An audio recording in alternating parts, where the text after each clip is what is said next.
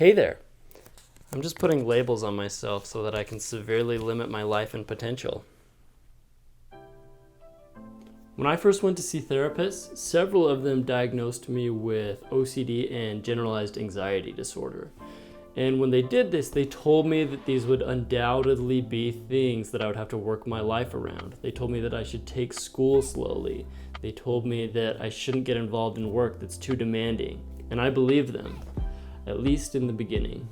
Then slowly I started to question these labels, and I started to test the limits that were set around me.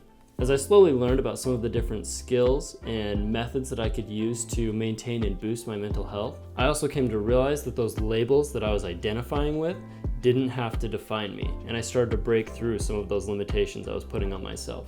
The tough part about this was realizing that I could have broken through those limitations years before I actually did, and that I had let those limitations hold me back when they didn't have to.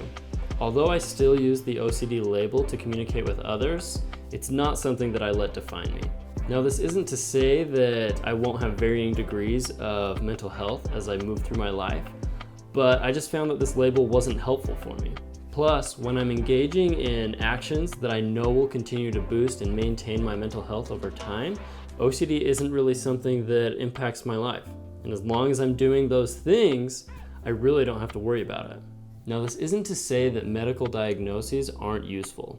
It can be really helpful to know and understand what kind of patterns and conditions you're experiencing, but that's not a reason to put unnecessary boundaries on yourself.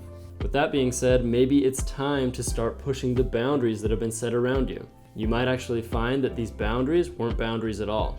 And ultimately, pushing these boundaries and these limitations is what eventually leads us to find out what we're really capable of. The bottom line here is that what you believe about yourself really matters. Here are the key takeaways for today. Believe that you can recover, because it really is possible. Whether you've been labeled with an anxiety disorder, depression, or even something like general shyness, be very careful about the labels that you accept about yourself. And it's important to clarify that this applies to labels that have been put on you by people like therapists, or even the labels that you put on yourself. Next, if you're working with a therapist, find someone who believes that you can recover and will help you get there.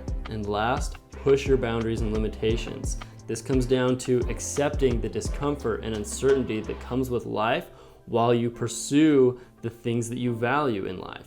In the end, this is what really matters, and it's ultimately what is going to improve your mental health over time. And that's all for today. Thanks so much for tuning in. Please consider liking and subscribing if you found value in this video, and we will catch you next time.